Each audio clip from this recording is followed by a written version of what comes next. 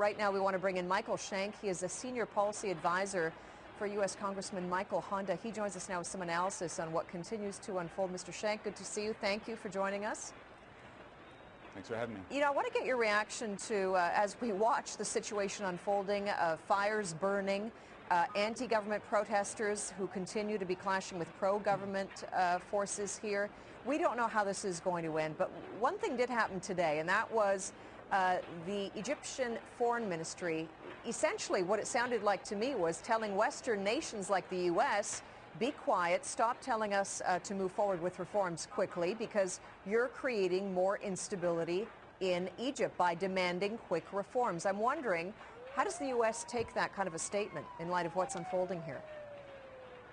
Well, I think it's worth looking first at past precedent for U.S. foreign policy in the Muslim and Arab worlds. Take Iran, because there have been a lot of comparisons made now between Egypt and Iran. In the 50s, they democratically elected Mossadegh. We removed Mossadegh, installed Shah.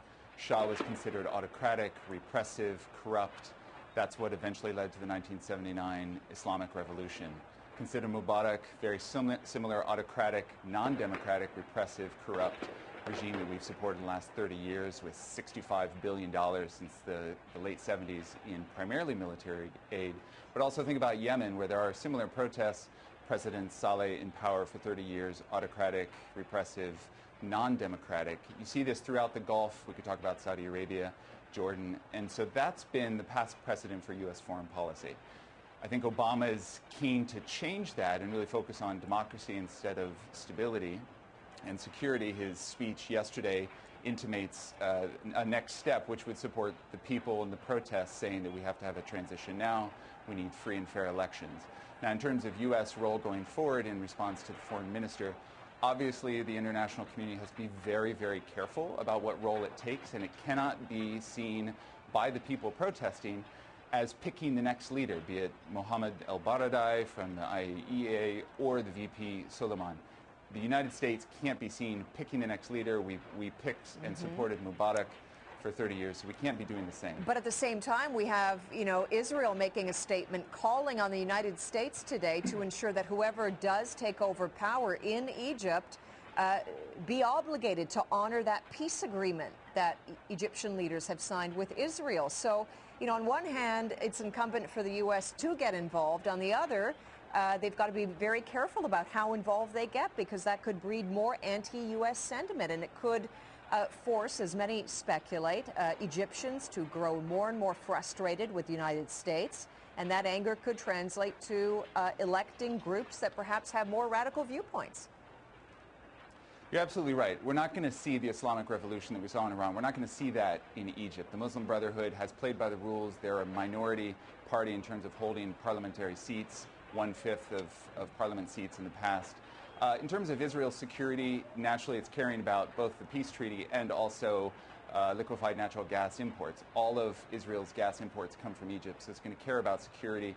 And as protests erupt throughout the Gulf, Israel is going to care about that as well. But if we're going to focus on regional security, we have to focus on social, economic, political reforms and not preferencing military aid and prioritizing military aid over social, economic, political reform. So if the U.S. wants to get involved in Egypt specifically in a constructive way, it would look at rewriting the Constitution, which has banned political parties, secular and religious, from participating in the past.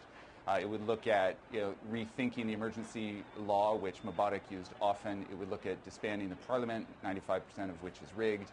It would get involved in those ways, ensuring that elections in the future, this year, if there are presidential elections, are free and fair with judges monitoring. So yes, the U.S. has to be very careful in consultation with everyone in the region, be it Qatar as an arbiter, or Turkey, or Iran.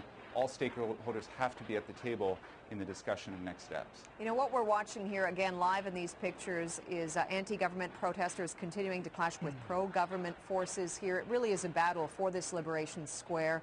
And really an analogy on the fact that we don't know what form, what shape, what this government in Egypt will look like. That in itself is a very chaotic situation right now.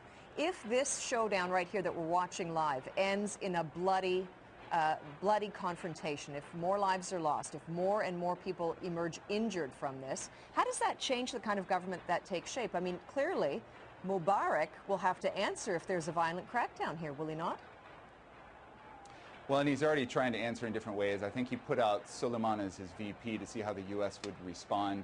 Obviously, it's incumbent upon the international community to get involved sooner than later because the protests are becoming more violent.